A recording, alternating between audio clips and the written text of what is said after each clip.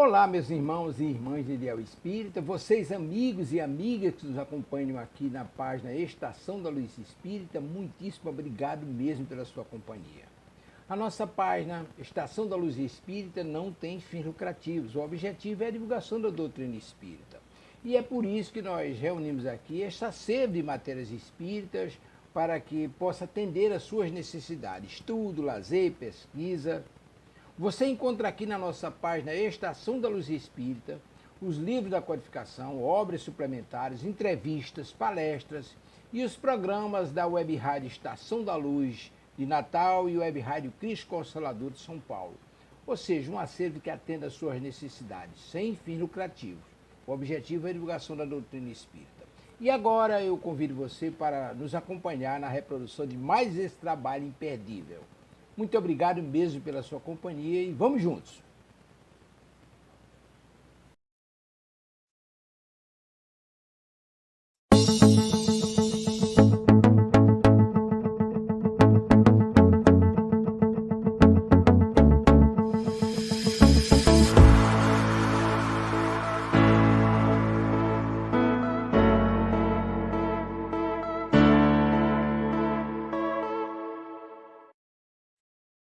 Olá a todos, sejam bem-vindos aqui a mais uma vez a Rádio Web Cristo Consolador e vamos aqui para mais um programa.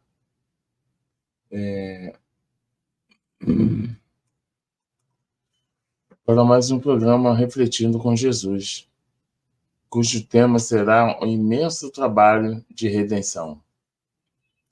Pois bem, esse programa vai ao ar todos os dias, às 18 horas, com inúmeros expositores, em que são trazidos textos do nosso Mestre Jesus, passagens, ensinamentos contextualizados por vários apresentadores, com uma visão da doutrina espírita. Sou Paulo Silva e vamos à nossa oração.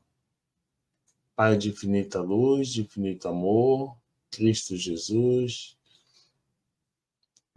espíritos gestores dessas transmissões e esclarecimentos, que possamos nos sintonizar para que possamos transmitir da melhor forma possível esses ensinamentos que falam bastante do nosso Mestre, para que esses ensinamentos possam ser claros para o nosso entendimento. Ser conosco, Jesus, graças a Deus. Pois bem, hoje nós vamos falar de um texto ímpar, de um texto que reflete a serenidade do servidor em Deus, né? Porque eu vou falar aqui um pouquinho do nosso Mestre e falar também como é que nós estamos no meio disso tudo. Onde nós estamos? Que trabalho é esse de redenção? Imenso trabalho de redenção.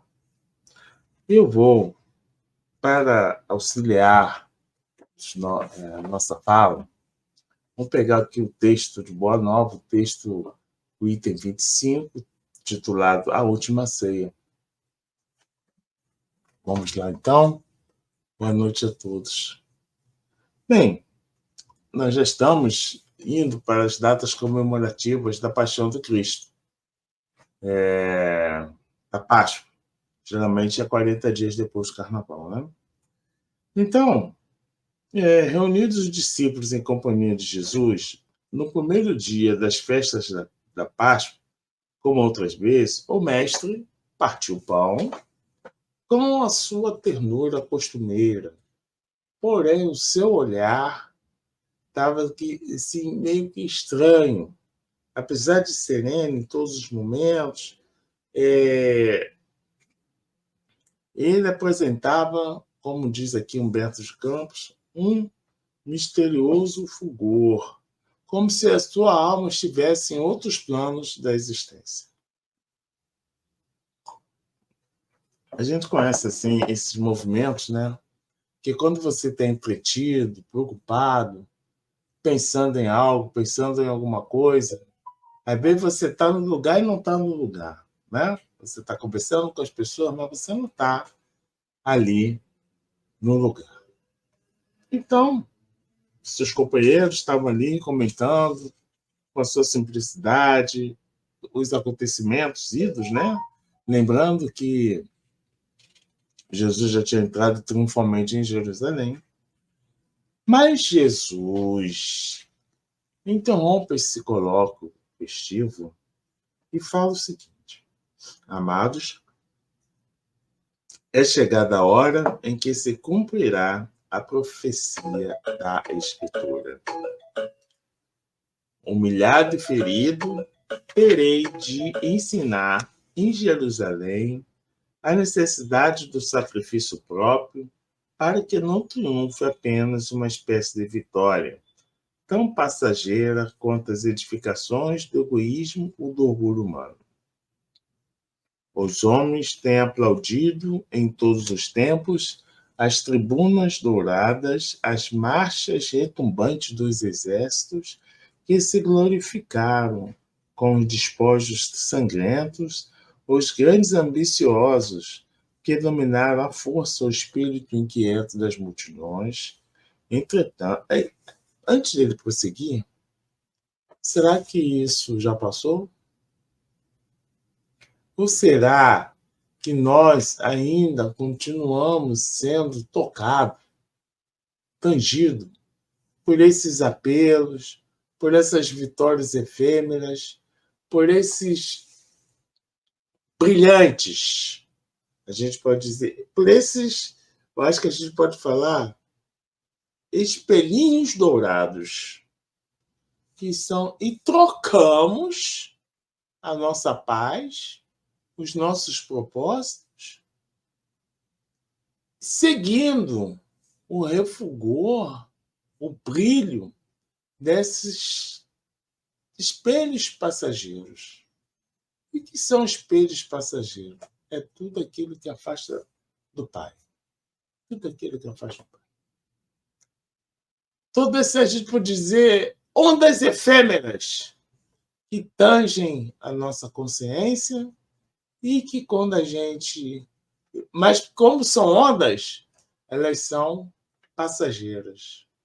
E quando a gente dá por si, às vezes estamos em pior estado. Ou perecemos seguindo essas ondas. Então, aí, vamos voltar ao texto aqui, né? Entretanto, eu vim de meu Pai para ensinar como triunfam os que tombam no mundo, cumprindo o sagrado dever de amor como mensageiros de um mundo melhor, onde reina o bem e a verdade. Minha vitória é dos que sabem ser derrotados entre os homens, para triunfarem com Deus, na divina construção de suas obras, imolando-se com alegria para a glória de uma vida maior. Então,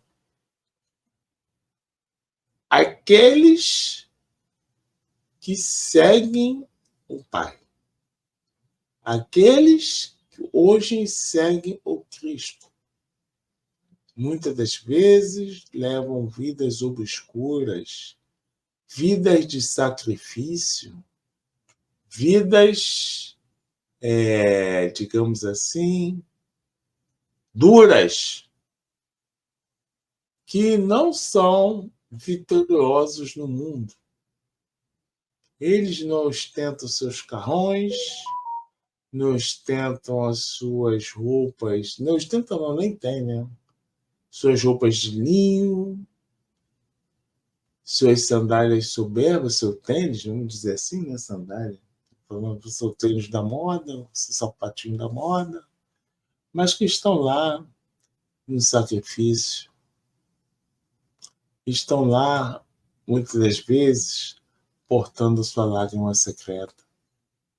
Mas, mesmo assim, procurando nas suas atitudes ser um homem ou uma mulher de bem.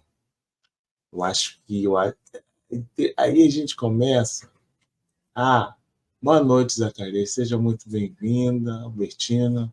Boa noite a todos que, porventura, assistirão esse colóquio pequeno, né? Mas Jesus já faz aí um grande à parte. Ele não... Aqueles que se importam com a glória do mundo já receberam sua opinião. Aqueles que estão se sacrificando pelos que amam, e aí a gente pode pegar um exemplo assim, muito interessante. Vamos pegar o exemplo dos nossos pais, né? O exemplo dos nossos pais que se sacrificaram, que passaram fome, que cuidaram do nosso corpo, às vezes em estado febril, que longas noites não dormiram. Esses são sacrifícios que muitas das vezes passam despercebidos e são correspondidos pelos seus próprios filhos com a ingratidão. Mas Deus nada perde. Tudo que sai, que cai, é do seu conhecimento. Então, vamos prosseguir aqui. A gente vê, né? Ele fala sempre dos discípulos: não vos perturbei com as minhas afirmativas, porque, em verdade, um de vós há de me trair. Então, Jesus já sabia que ele ia ser traído. Até porque ele sabia que ele era o Messias e que os profetas, que a gente pode ver lá no Antigo Testamento, já haviam profetizado que ele iria ser traído. Então, ele já sabia. Mas ele já sabia até quem é, né? Quem era. Estava ali naquele círculo. Mas eu acho interessante também um outro comportamento que é diferente dos... Diferente... É diferente, tá? Nós, quando nos nossos círculos próximos, quando temos, né? Porque ainda espoca dentro de nós o egoísmo, né? Espoca dentro de nós o egoísmo. Então, quando a gente sabe que aquele companheiro não está ali de acordo com as nossas ideias, nós o expulsamos do nosso convívio. Jesus não fez isso com Judas, não. E aqui a gente vê, olha, a Assembleia se fez lívida, com exceção de Judas, que entabulara negociações particulares com os doutores do templo, faltando apenas o ato do beijo, né? Sabe que Judas traiu Jesus no jardim, né? Beija, quando chegam os soldados, ele beija Jesus na face. Então, ele já tinha combinado isso tudo, né? Estava em curso essas conversações lá com os doutores do templo, porque ele duvidava que... Ele achava que Jesus tinha que agir no plano material, e Jesus já estava falando aqui mais uma vez, tá? Essas tribunas douradas, essas marchas, esses despojos sangrentos, os grandes, né? Então, essas grandes ambições, e aí a gente pode ver os vários dominadores. É certo que dentro desse mundo tudo acontece seguindo determinados parâmetros, mas Jesus está falando que isso aí são coisas temporárias. E a gente vê lá no livro de Leon Denis, interessante, né? Onde está Alexandria? Onde está Jerusalém? Onde estão as grandes capitais, Roma? Se não escombros, né? Logicamente, a gente sabe que o fulgor dessas civilizações, elas apareceram e se foram. Seus generais, seus nobres, enfim, tudo ali veio, expandiu-se e declinou-se. Porém, existe aí uma cisão. Que cisão é essa? As leis morais, aquilo que serve, tá? Para alavancar o nosso progresso, isso permanece. Tanto é que Jesus ensina, né, que as leis de Deus, tudo isso serve, é o ouro imperecível, e que nós procuramos, muitas das vezes, sabemos da existência desse ouro, mas procuramos nos estábulos, procuramos ali onde os porcos ficam, né? Em vez de tecer outras procuras. E a gente pode perceber isso na volta da parábola do filho pródigo. Não vou entrar em detalhes, acho que todo mundo conhece essa parábola, né? Então, os apóstolos ficaram assim, meio que apalermados, e Tiago faz calar, Tiago, vamos ver aqui, ó. Deixa eu ver aqui, palavra, Judas, os apóstolos entendem. E Jesus chama Tiago, né?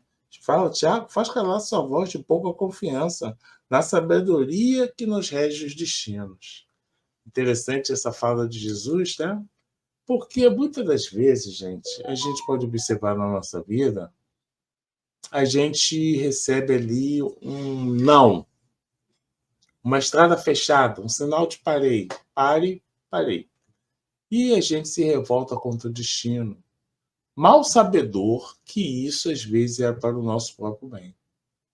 Às vezes, vamos pensar uma coisa assim, você não recebe a proposta de emprego, que aquilo ali poderia um determinado emprego que você muito almeja, né?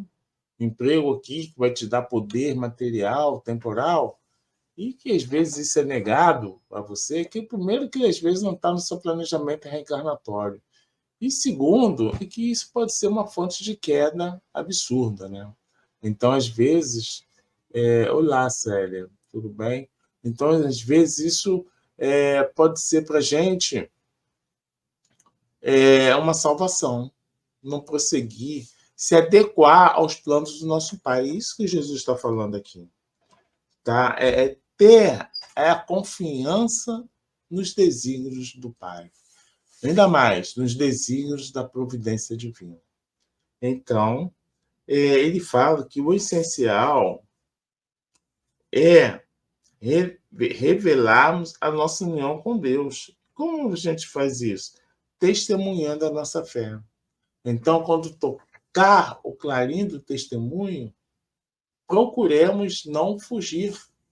Procuremos testemunhar a nossa fé com o nosso sacrifício. E assim, não é mais aquele sacrifício de você ir lá para o circo romano, mas o sacrifício da sua vida, é cuidar de um parente, abdicar do seu tempo em prol de outrem, ensinar, disseminar os seus talentos em prol de uma fraternidade, de uma solidariedade com o próximo, que assim você aprende a fazer a caridade. Então, a gente não pode esquecer, como ele diz aqui no texto, da nossa condição de servos de Deus, para atender ao chamado, tanto nas horas da tranquilidade ou nas horas de sofrimento. Pois bem, né? E ele fala ainda mais, foi aqui que ele fala o seguinte: em verdade, cumpre-me afirmar que não será possível dizer-vos tudo agora. Entretanto, mais tarde, enviarei o Consolador e vos esclarecerá em meu nome, como agora vos falo em nome do meu Pai. Então, Jesus, lá naquela época, há 1857 anos atrás, que foi o advento do Espiritismo, né? Ele começou da forma aos fenômenos, ele já falava que viria o Consolador, o Espírito de verdade. Então, ele, mais uma vez, adverte João e fala o seguinte: João, os desígnios de Deus, se são insaudáveis, também são invariavelmente justos e sábios. O escândalo desabrochará em nosso próprio círculo bem-amado, mas servirá de lição a todos aqueles que vierem depois de nossos passos no divino serviço do Evangelho. Então, ele, ainda mais, eu vou ler aqui porque acho que fica melhor.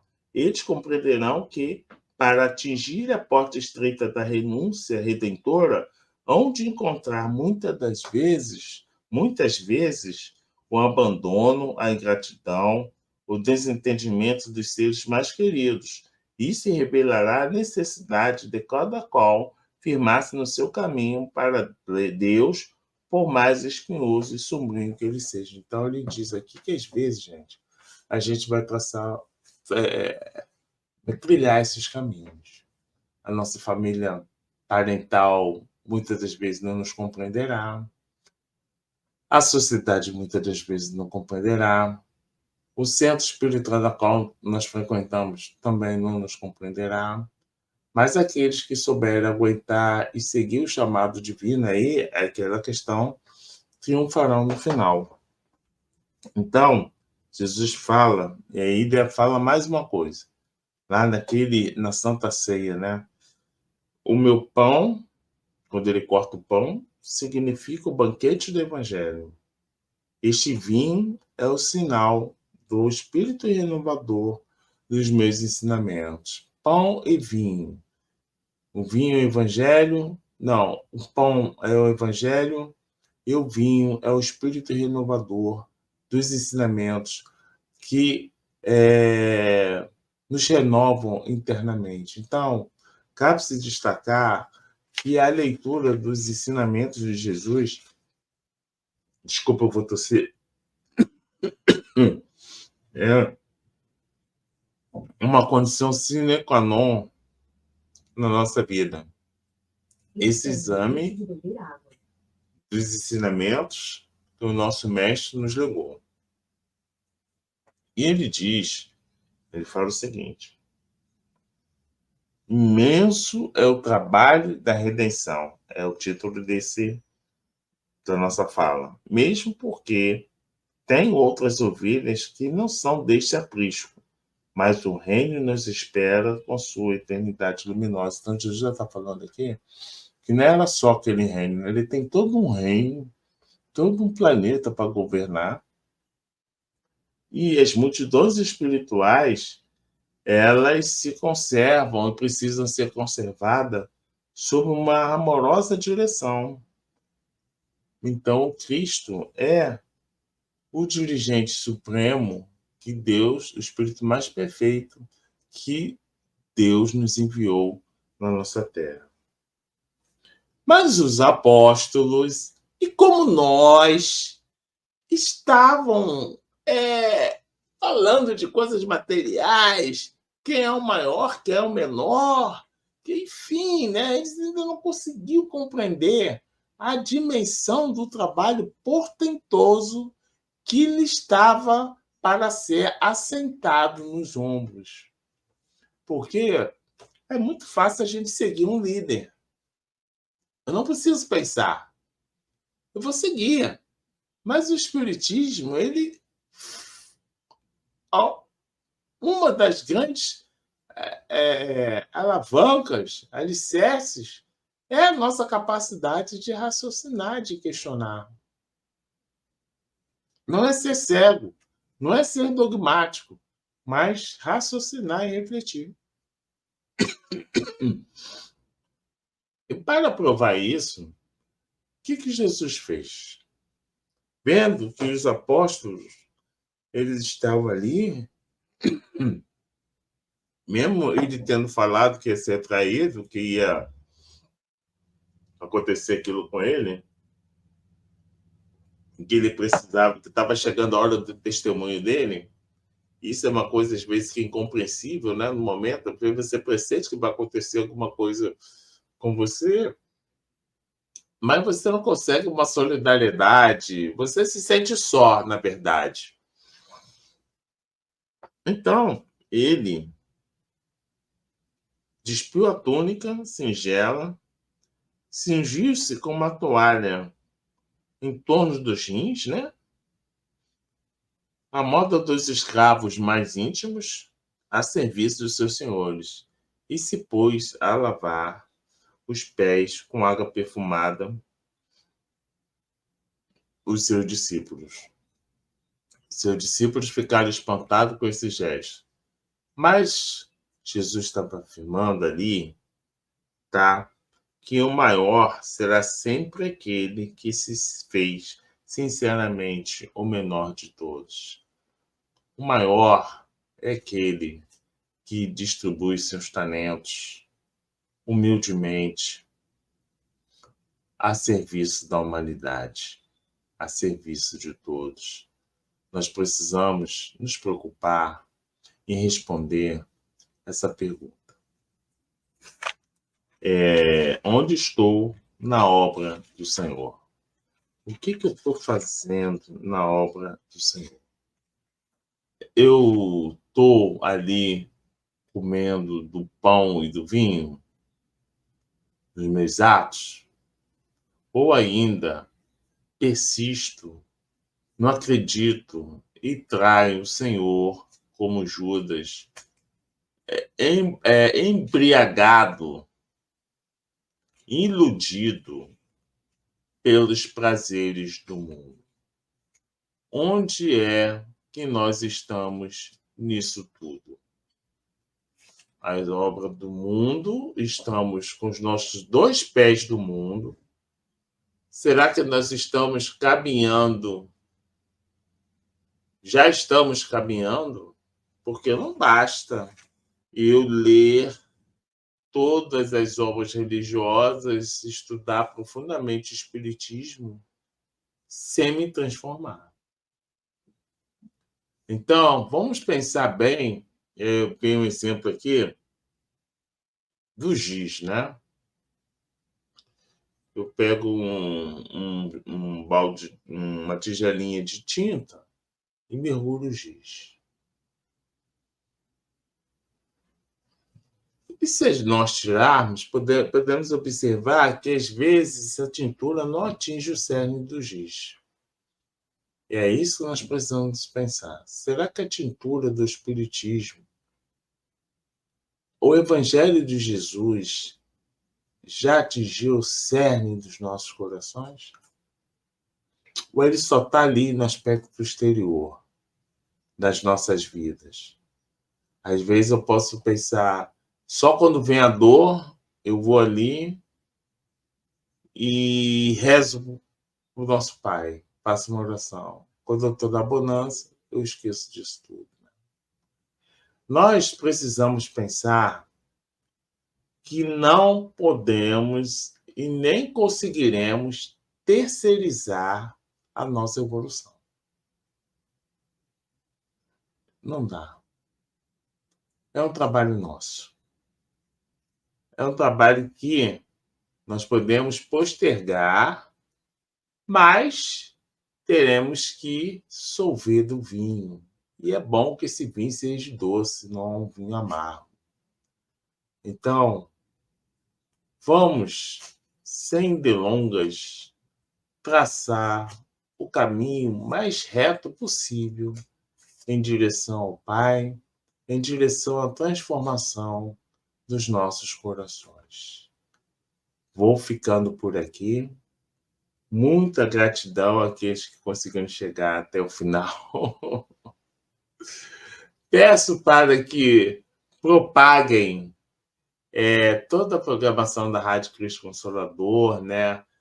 Para os seus amigos, os seus comentários. Façam comentários do que vocês assistiram.